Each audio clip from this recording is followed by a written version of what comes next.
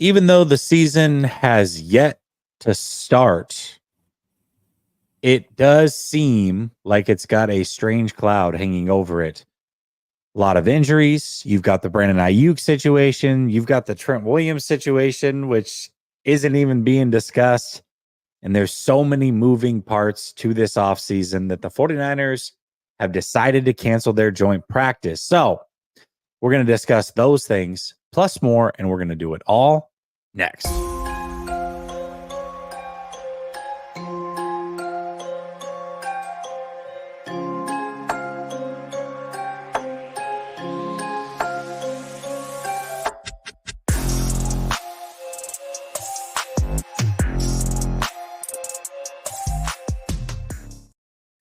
All right. Welcome back to Last Second Sports, where we are giving you our take down to the last second. And it's Tuesday evening, which means I got my guy, So Real, Sunil, in the building. What's up, Sunil? Yes, he is. Forget all the other BS going on. That's with all the drama that's going on, let's keep it centered. What's really important.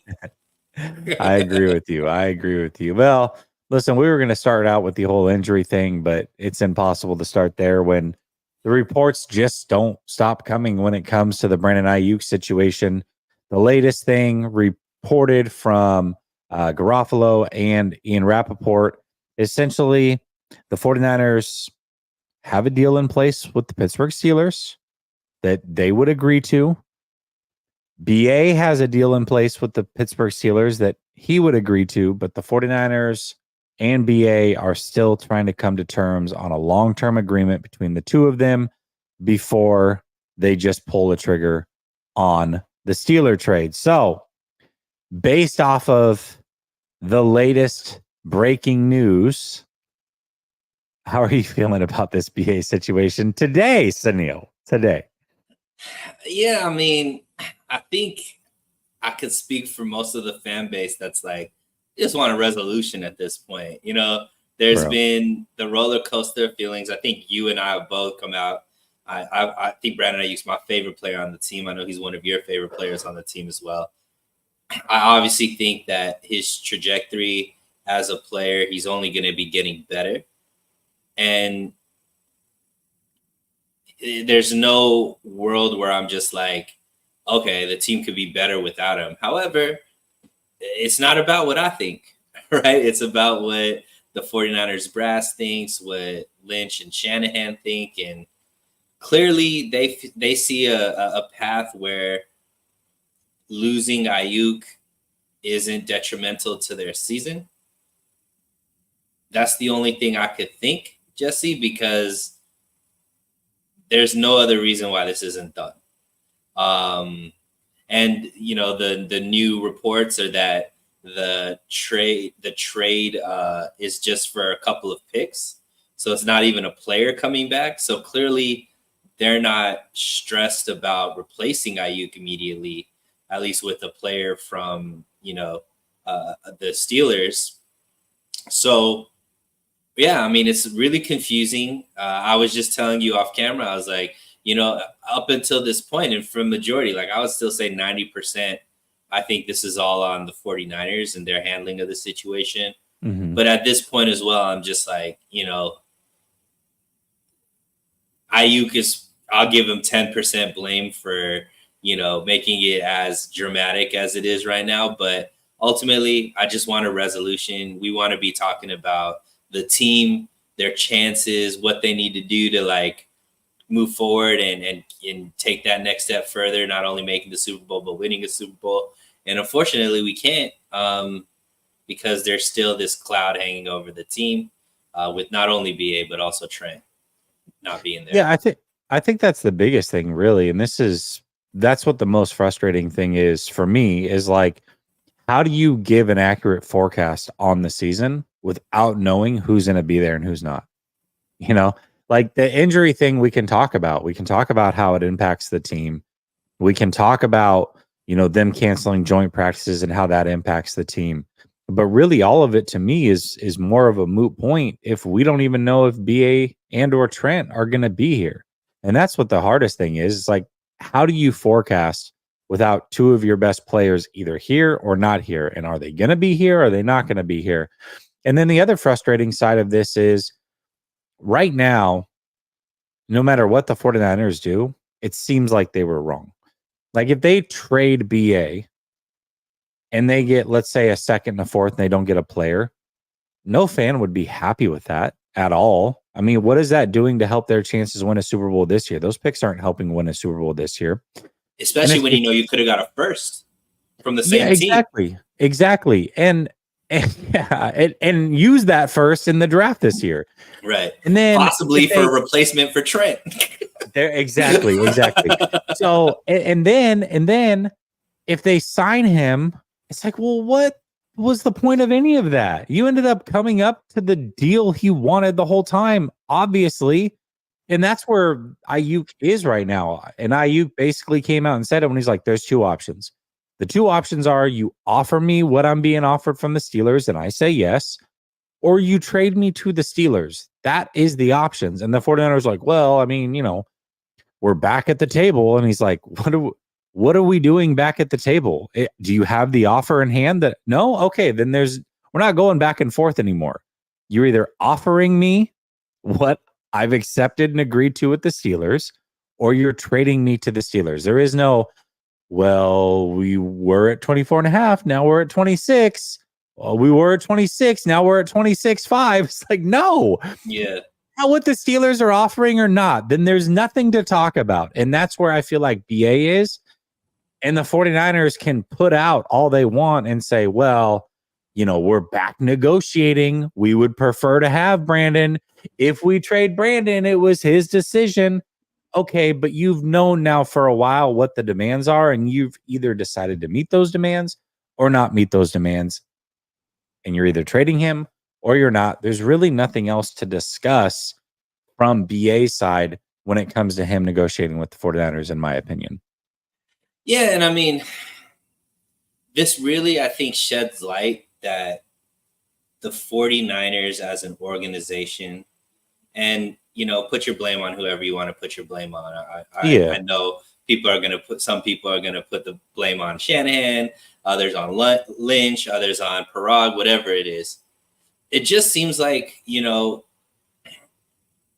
didn't have a plan for when everybody's contract comes up.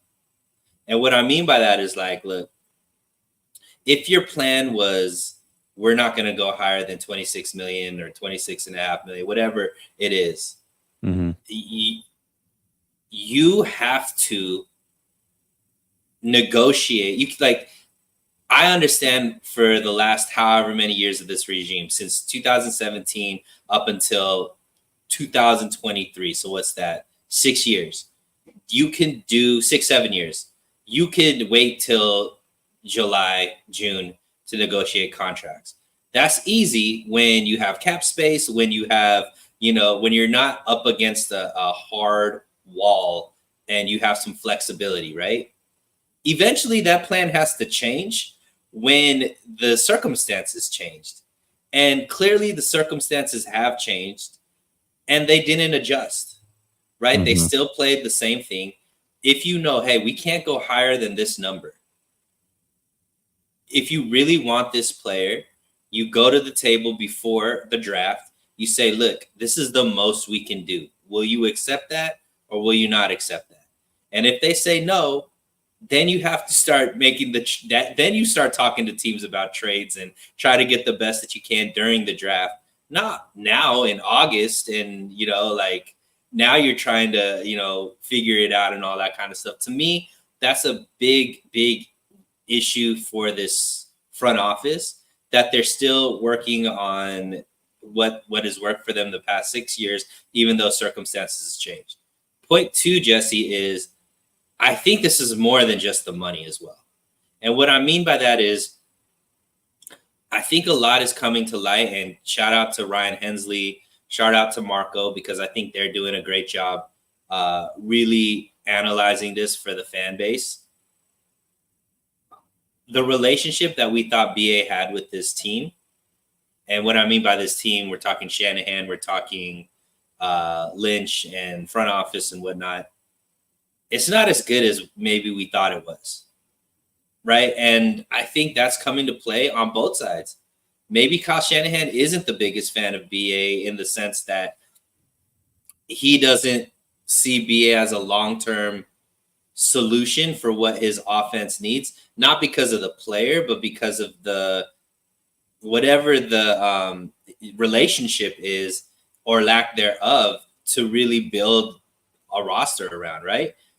And I think BA feels the same way. He feels probably like, look, I'm not being treated the way that my play on the field should be treated, right? I think only one aspect of it is pay me. The other aspect is respect me in the sense of how you use me in the offense and whatnot.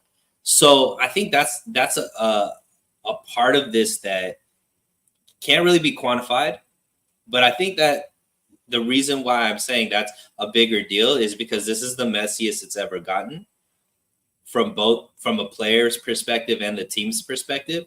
And I think that's underlying there, which hasn't been the case for any of these other negotiations, because I think ultimately the other players didn't have a problem outside of just wanting money. And I think BA also wants his money, but I also don't think he's necessarily as happy with the team as maybe the other players that they've negotiated with. Yeah, I think he just sees through the BS, right? Like Kyle does this thing where he acts like he's not involved, and then he comes in last minute and white knights it. It's like, oh, you guys are having trouble here? Well, let me step in and fix everything. And it's like BA's going, hey, dummy, I know that you're the man behind the curtain saying yes or no the whole time. Like, don't act like you're not involved. Don't act like you're not the final decision maker. The whole reason we're in this mess is because you want to play games. So don't come in and try to white knight with me. I know exactly the way this thing works. I know exactly how this organization is structured. Either offer me what I want or don't. Here's what I'm going to do. He's been clear about that from the beginning. If you plan on making me play on a fifth-year option, I'll show up in week 11 when I have to, and I'll get my 6 accrued weeks.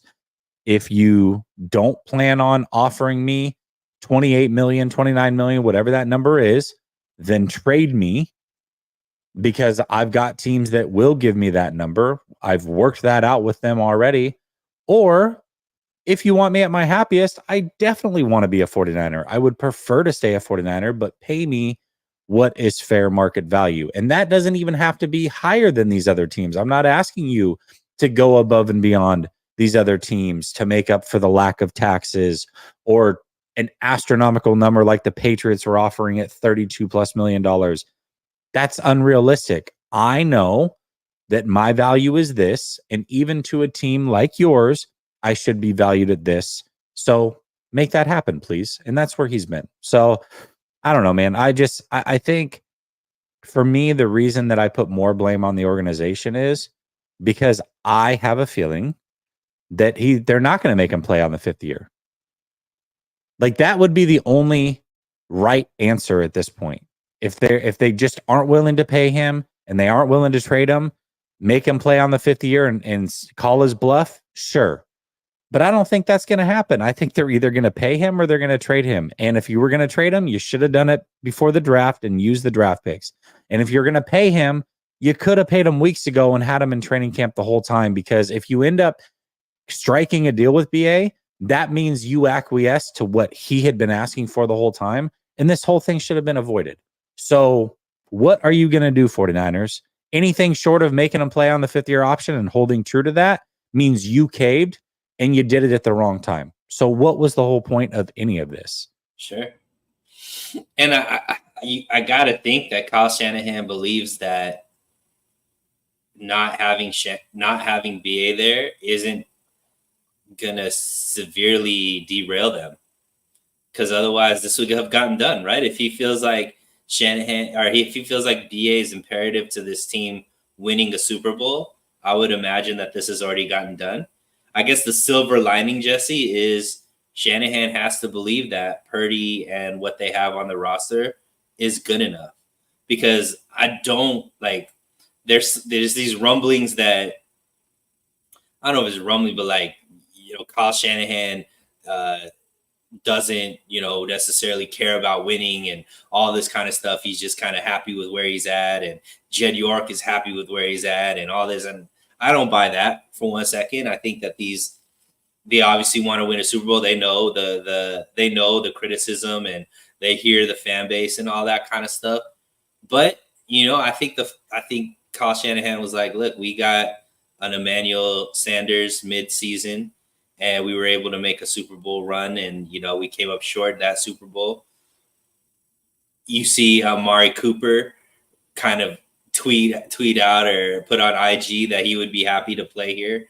I think he understands that, like, obviously maybe not the caliber and the youth of BA, but I think he believes that he could plug anybody with a certain skill set into the system and they'll be fine. And I think to a certain extent, he's right. And no matter how much I love BA, like, I think he could get not necessarily all pro production, but enough to be a very potent offense. And I think that's what they're holding true to, and, save the extra few million for maybe a position they don't have that they're not as confident of, that they can't just plug and play kind of thing. Yeah, most certainly. And we'll see how this thing plays out, but I just feel like it all could have been avoided. And everybody, I got a lot of people in the chat, and that's fine. I mean, I wouldn't expect you to take the player side, like you root for the team on the front of the jersey. I understand that. But BA doesn't get a chance to be a diva if the 49ers just tell him how it is from the beginning, right? Like, if the 49ers came to him and said, you know what, BA, we want you here long-term. Our offer's our offer. We're not budging. We're not going to entertain trades. You either accept the offer and stay here long-term, or you don't accept the offer. You'll play on the 5th-year option as long as you're willing to show up, and we'll address it again next year and see where we're at. Maybe at that point we can sign and trade you, or franchise tag and trade you, or what have you. But this year we need you to make this Super Bowl run, and that's where we are at. If they had done that, and then BA was still coming out like, I know that they said this, but blah, blah, blah, and all over social media and doing all these things, okay, I could understand where you're coming from. But when was the last time you've seen a player and a team negotiate through the media this way? We have a very similar situation in Dallas with CeeDee Lamb. You think CeeDee Lamb's not pissed that he hasn't been paid? He just had a better season than BA. You think the Dallas Cowboys don't want to work out something with CeeDee Lamb? But how come we don't know every little detail of what's going on every second behind the scenes with those two? Well, part of that is on BA, right? CeeDee Lamb isn't going to IG. CeeDee Lamb isn't posting videos. CeeDee Lamb's brothers and sisters and girlfriends aren't involved in the negotiations. That part, that's where I'm saying 10% of it is BA. Because that stuff. But CD is doing that every time Dallas gives him a window to do that. When Jerry Jones comes out and says, we're not in a rush to get this done, that's when CD replies and then removes stuff off of his Twitter. But if Dallas doesn't do that, then what is he going to do that's going to make noises? Not much, right? I'll give you an example. You got the Hassan Reddick situation going on right now with the Jets. Hassan Reddick says, trade me. Sign me or trade me. Now that could turn into a big hubbub, but the Jets just literally came out and said, we're not trading him. He knows what the money is. We expect him to be there. And if he's not, we're just going to focus on the players that are here. End of story. That's end of conversation. 90% this is on the team, but to say BA has no fault, I think he's certainly no. And I'm not trying to say that, but what I'm saying is the 49ers do control the situation and how this goes for the most part. Yeah. The reason this narrative is spinning out of control day after day is because the 49ers are letting it spin out of control. That's on them. Absolutely. And on purpose. And it's not I don't like that look, right? I think they're trying to win the optics, because ultimately, like you mentioned, any reasonable minded person that's looking at this understands the 49ers are going to lose in any stretch of the imagination. And you laid it out perfectly. If they end up acquiescing and signing him to a long-term deal, they missed out on the whole offseason pretty much. of playing time that he could have been there, making the players on his team better, working on things that nuances with Brock Purdy, so on and so forth, and his leadership, which we know last offseason played a big role as well. If they trade him, there's no way that they're going to get the first round pick that they would have gotten from the same team that they're ultimately going to trade him to, if you believe all of the reports, right? It went from a first rounder to a second and a fifth or whatever it is. So you lose on both sides. The only way this turns out to be a win, Jesse, is if they win the Super Bowl, right? Otherwise, all of this stuff is going to be played out as one part of the reason why they didn't win. And this is the first time the 49ers have really done this, if you think about it, which is why this is the first time it's spun out of control the way that it has. If you look at the Buckner situation, most of us didn't agree with trading Buckner, but what did they do? They traded him before it was even a conversation. They're like, Right. hey, listen, we have to choose who we want to pay. Yeah, they made a decision. They stuck with it. Whether we agree or not, we can discuss that, but they made the decision and they stuck with it. So Buckner couldn't become an issue. Bosa was never an issue because from day one, hey, is there any chance you're going to trade Bosa? Zero chance. Will you take calls? Nope. We're not trading him. We expect him to be here long term. So yeah, Bosa sat out all the way till the end, but that was always with the knowledge of knowing that he was going to be a 49er for a very long time. And the 49ers were always going to give him big money because they said from the beginning they were going to give him big money. So now with BA, it's like the very first time you address the media, you say, oh, well, we're willing to let him play on the fifth-year option. That is the first time you've ever said that about any player. Right. Then you say, well, yeah, I mean, we're willing to listen to trade offers. I mean, you always got to be willing to listen. It's like you immediately set the tone for how this could go, and all of it was wrong. And so now you've got BA who has all the autonomy in the world to act a fool because the 49ers gave him permission to from the moment they said go. So, and yes, yeah. I do agree. BA has been a little out of control. I'm not saying he's 100% right in this, but again, for me, the way that I see it is I am more willing to forgive a 26-year-old who is doing this for the first time in his career over an organization that has done this thousands of times. They know exactly how to handle this, and they've done it the exact opposite of how they know is right because they've never handled a situation like this. So that's why I give them more blame.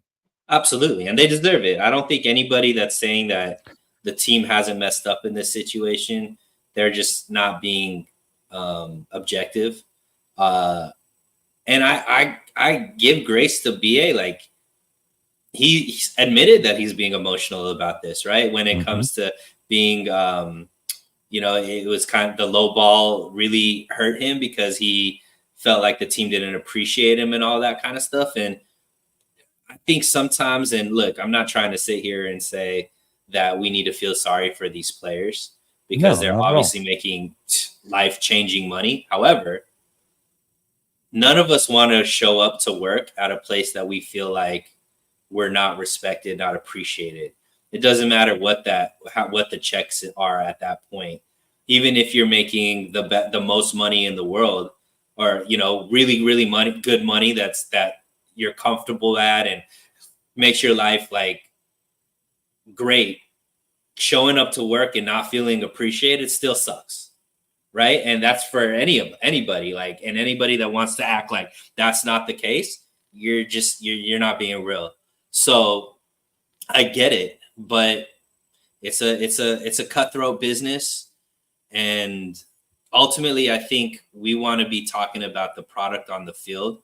And your point, I think, is great, is that we don't know what the product on the field is quite yet. Shanahan can't know what the product on the field is quite yet.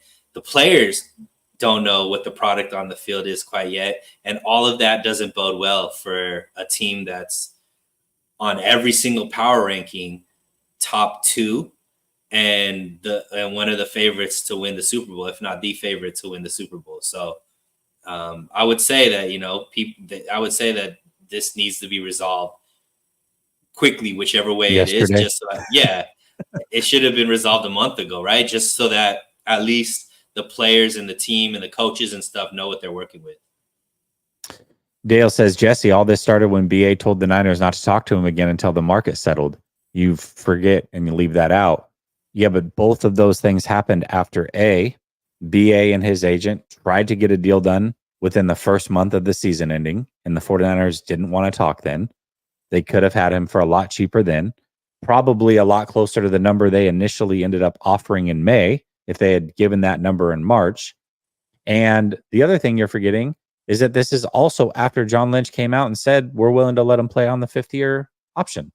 So all of that still happened afterwards, and the 49ers aren't keeping it honest.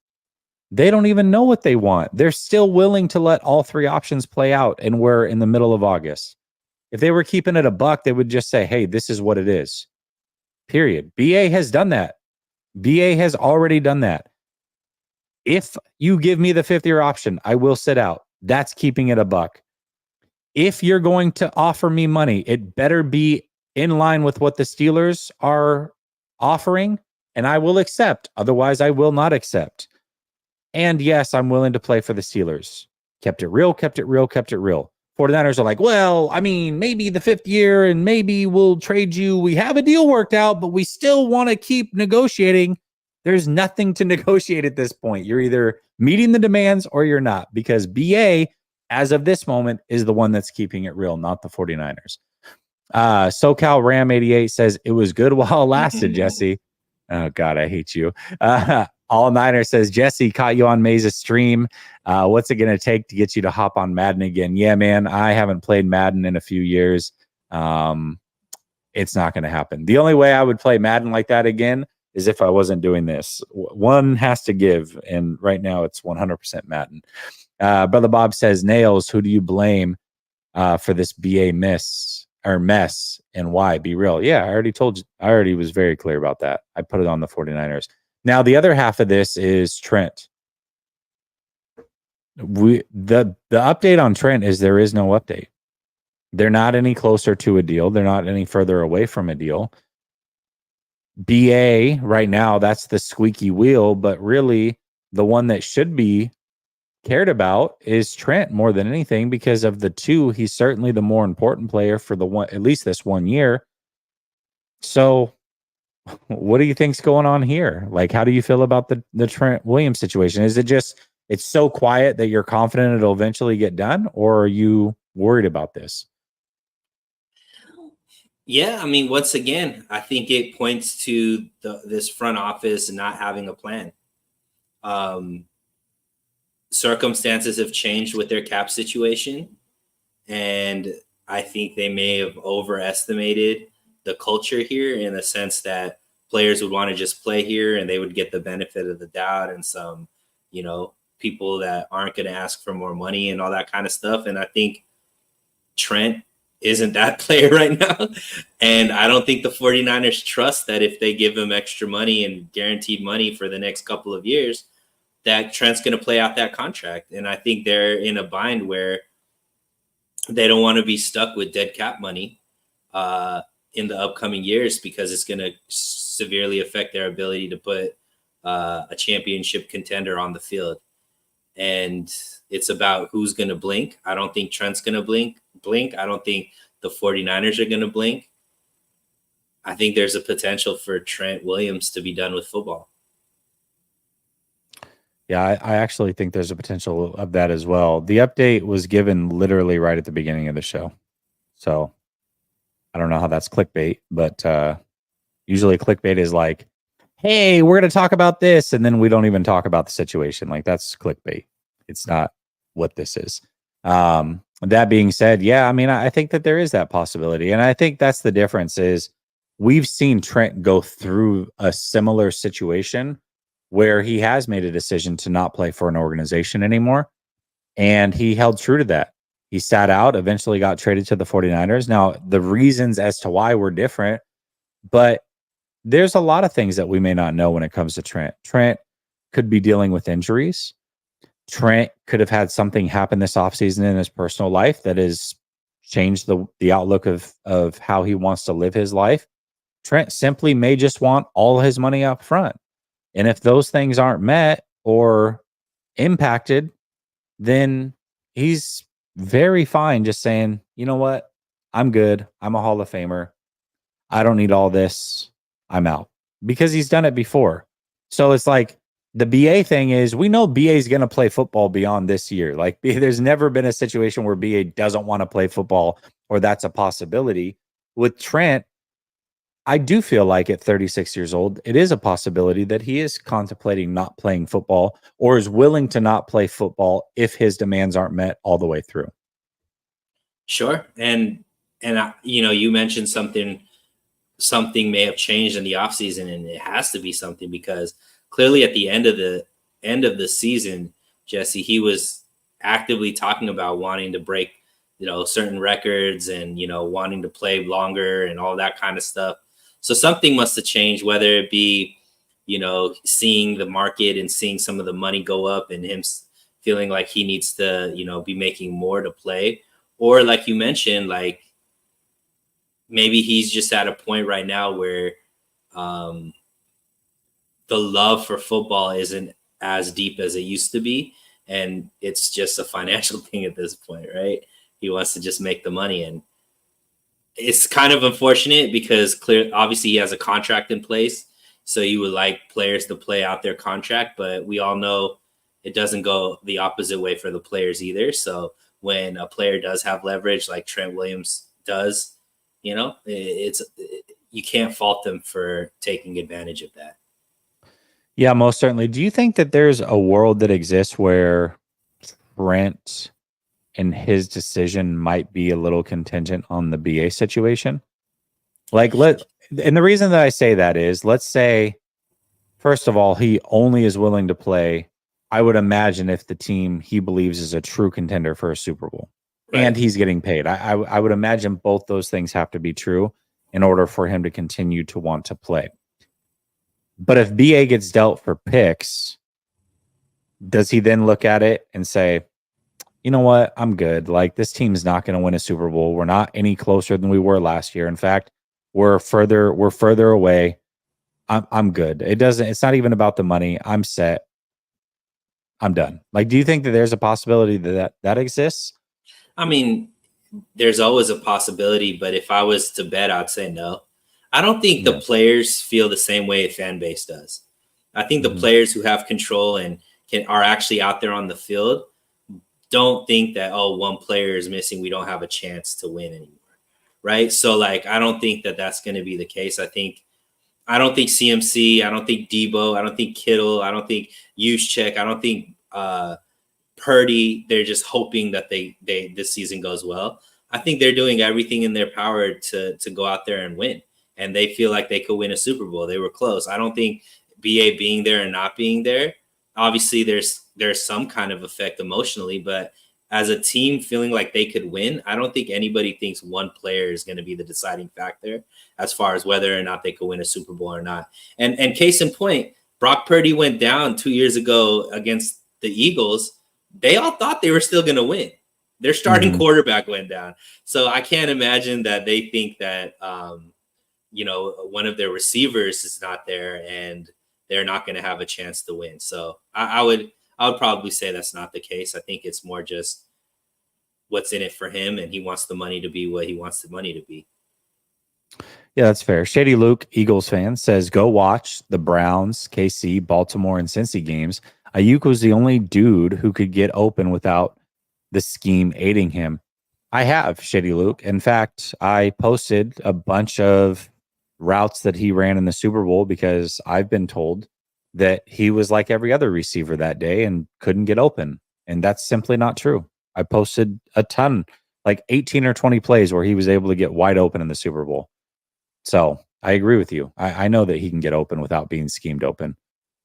Brother Bob says, so do you blame Kyle Levy for the BA mess, and why? Be real. Yeah, I think I kind of already said earlier that was the case, right? Like, we know that Kyle is the one that runs the show. If I'm blaming the 49ers, then ipso facto, then I'm blaming Kyle Shanahan a bit. Yeah. And Brother Bob says, do we blame Kyle Levy for not drafting an offensive tackle? The philosophy of this team is what it is, man. I think all the things that are good, which there is a lot of good with this team, Kyle deserves all the credit in the world for those things. And I think where there are flaws with this team, Kyle deserves to shoulder the load for why we're flawed in those areas. So yeah, I think so. All right, let's get to this first. First of all, show is brought to you by Underdog Fantasy. Link is in the description. It's also pinned at the top of the chat. Use promo code LSS to get up to $250 in bonus cash and your free pick. Whether you're playing best ball, fantasy football, or you're doing more or lesses, whatever tickles your fancy, Underdog has got you covered. One thing I notice about Underdog, though, too, is they always give you an option to save your butt. So, for example, if you're doing a pick 'em of 3 and you're not quite that confident, you can say, all right, if I get 2 of the 3 right, I still get paid out. I just don't get as much money if I go 3 for 3, but it gives me the opportunity to be wrong on one of these 3 and still come out a winner. So there's a lot of little things that Underdog Fantasy does that I think makes them unique. So definitely check them out. Promoting the sponsor, or I would say supporting the sponsor, is also supporting Last Second Sports. So thank you for doing so in advance. Thank you, Underdog, for sponsoring the show. Let's get back to it. Now, one thing that we haven't really discussed, we don't know, again, how this season is going to go or even how to forecast it because of the Ayuk and Trent Williams situations. However, let's say one or both of those guys are not on this team. Could this be a blessing in disguise for the 49ers and Brock Purdy? What do you think? No, absolutely. I mean, ultimately, more than BA, more than Trent, the position that they have to get right is the quarterback, right? And especially with how much money it's going to take to sign a franchise quarterback, right? Regardless of whether or not they should be a franchise quarterback or not, the money for a franchise quarterback next season is going to be 50, 60 million minimum, right? So if the 49ers believe that Purdy is that guy, if Trent isn't there, if BA isn't there, and how this team looks is going to be mainly on Brock Purdy's shoulders. If he crashes and burns, then they know, hey, we need to solve this problem, and we can't just double down on this and sign him. Whether they, trade up and pick a quarterback, go. Probably Kirk Cousins might be available. Maybe he's going to be the solution for a couple years, or they just franchise Purdy and keep him as like one of those bridge quarterbacks till they get till they find the right player. I think all of that bodes well. And on the flip side, Jesse, if they truly believe in Purdy, in their mind, they have the flexibility to do these things then. Right? They don't have to overpay Purdy. They don't have to overpay Trent Williams, because that's what's happening in Kansas City. And look, I'm not trying to sit here and say that Purdy is anything like Mahomes. That's not what I'm trying to say. What I'm trying to say is when you believe in your quarterback, that they're the reason why this team runs and they're good enough to be a force multiplier, you can make decisions like trade away Tyreek Hill. You can make decisions like, let expensive older players walk, or let a Mooney Ward walk, and things like that.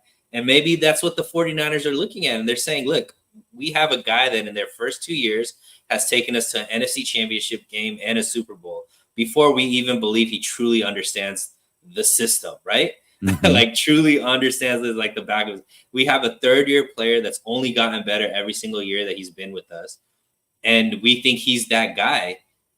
Yeah, we don't need to overpay on the other players now, because we have a guy that we trust can make other players better. Whether you agree with that or not agree with that, the season might play out to show us what's true or what's not. But that might be what exactly the 49ers need at this point, because ultimately we know that after this season, they have to make some tough decisions about who to bring back and who not to bring back. I think it makes it a lot easier to make those decisions when you know who's playing quarterback and how good that quarterback is. And I think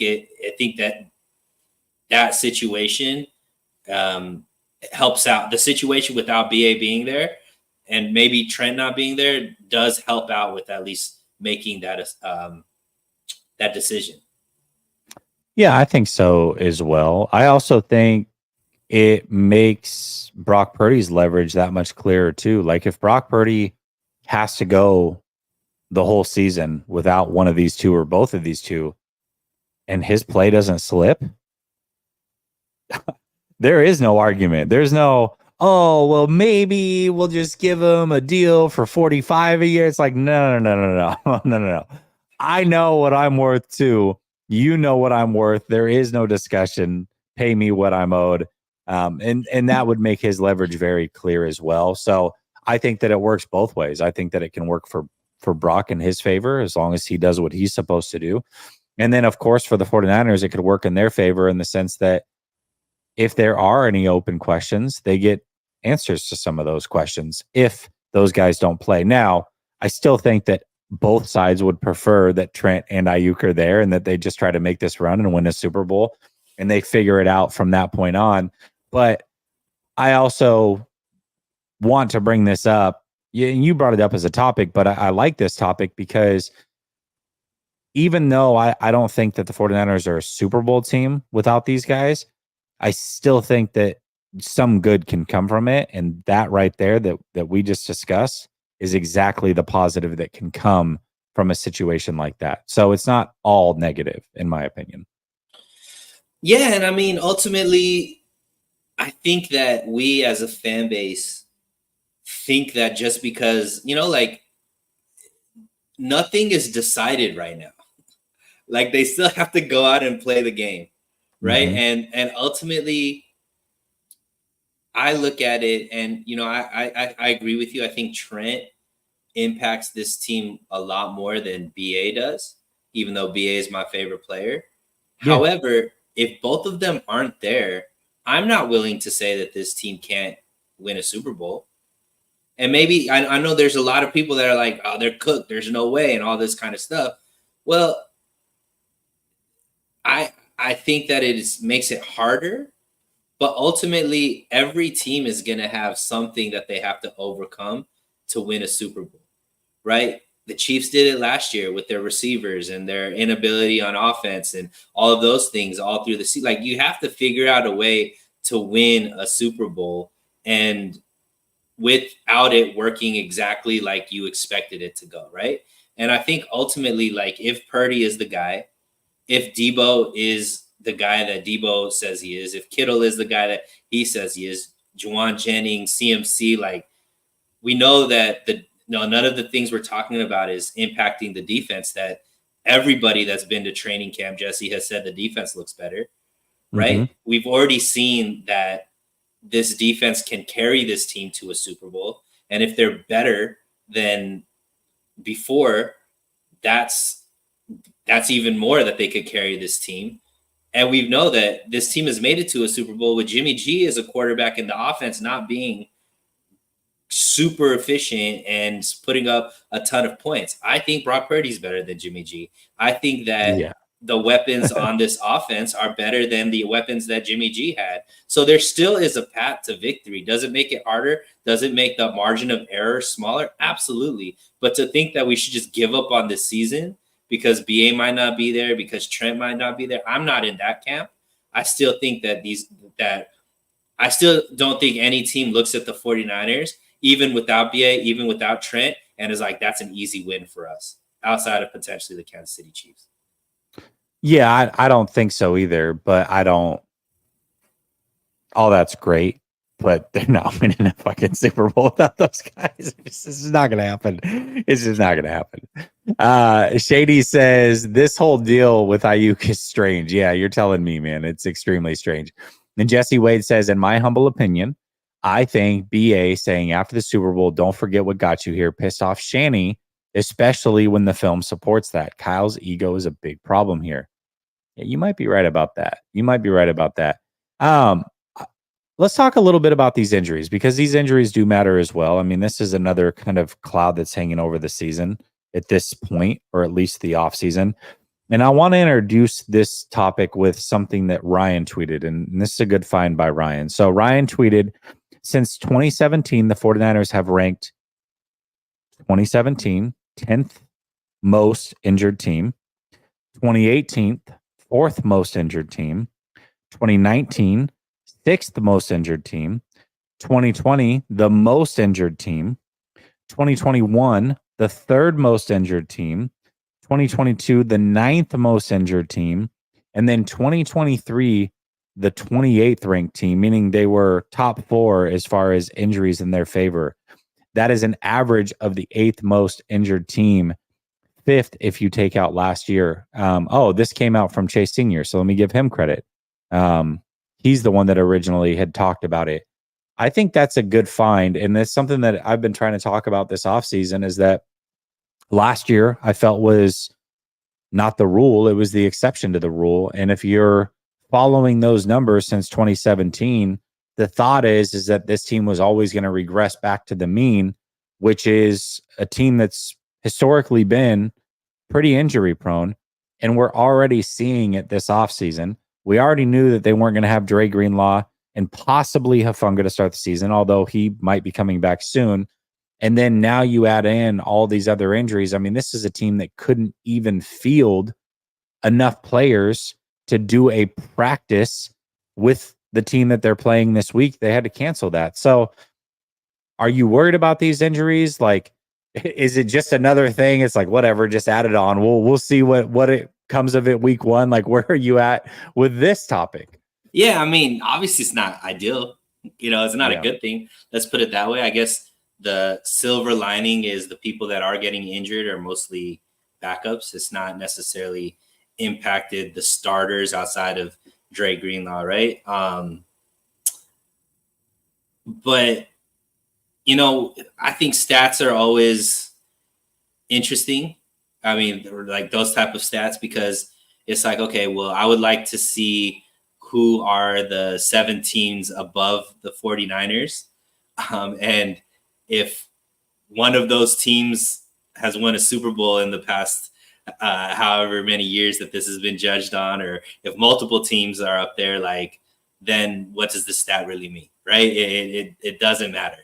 What matters is, what's the team you could field, right? I think depth does matter, but if I am going to be picking on who I would rather see injuries to, Jesse, you want it to be your backups and not your starters, right? So, yeah, I mean, it's not ideal.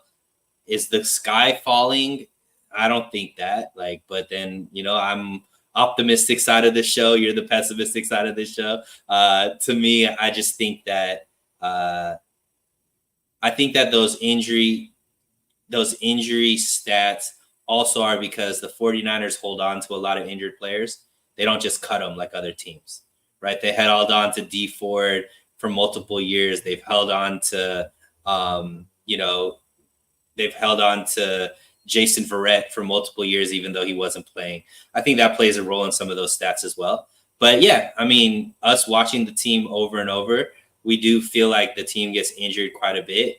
We've never been able to put our finger on it. It's been a problem with the 49ers even before Shanahan got here. So who knows what the reason is, but how important is it? I would have to see a correlation between the healthier teams and winning, right? Because the 49ers still win a lot, even with all of these injuries, right? So it's just about what do those stats mean in the realm of who are the teams that are winning more than the 49ers? Are they healthier? I don't know. Yeah, I'd be curious to know that as well. I got to imagine the Chiefs would be on that list a couple years ago when they lost the Super Bowl to the Tampa Bay Buccaneers. Remember, they entered that game with none of their starting offensive linemen. So yeah, that can't be good. Like, they've got to be high on the list. I'm know sure that the Ravens are on there, yeah, it's possible. I know that all their running backs that have Packers gone out for the season. Right. I know that the Packers, when they won the Super Bowl many years ago, they were the most injured team in the league. They lost Woodson in the Super Bowl against the Steelers and still were able to overcome it. So, yeah, I mean, injuries happen. You got to be able to overcome it. But, I think when a team wins, and we can all agree with this, that the most talented team doesn't always win. Although it's frustrating that the Niners are every year the most talented team and have won They don't none, win, and we right? get at least one. But luck does come with it. And sometimes it is better to be lucky than good. And luck is the injury bug a lot of the time. And the team that is the healthiest and the strongest at the most opportune time is the one that goes on the run and wins the whole thing. And we've seen that multiple times from teams that maybe aren't the best during the regular season, but they get hot at the right time or they get healthy at the right time. And fortunately for the 49ers last year, they kind of were that team where they were healthy at the right time and they did get hot at the right time. And it led to them almost winning a Super Bowl. And then in other years, 2020, we saw it completely derail a season where the team should have been very good still, but they couldn't even get off the ground because Bosa was done for the year. And then they lost their quarterback for the year. And there was just so many things that went into it. It was just a really bad season. So, it can go both ways for sure. You got to try your best to overcome it, but sometimes it is impossible if you're losing like 3, 4, 5-star players. It's like, what do? You know what I mean? You can only do so much. You only have so much talent. So, yeah. Lee says Eli and the Giants. That's exactly it. So, all right, Sunil, thank you for joining me tonight. As always, got about 8 minutes until I'm live over on the NFC West Roundtable. So check that out. That'll be next. Come represent the 49ers. It's basically me versus a Rams fan, a Seahawks fan, and a Cardinals fan. Let's make sure that chat is jumping for the San Francisco 49ers NFC West Roundtable. Type that in. We'll be live at 9, and then I'll be back tomorrow with Grant. Sunil, thank you so much as always for joining me. Everybody in the chat, almost peace. Brother Bob says we have to overcome injuries, luck, opponents, and Kyle Levy. All right, fair enough. All right, y'all. Have a good night. Stay blessed. Peace.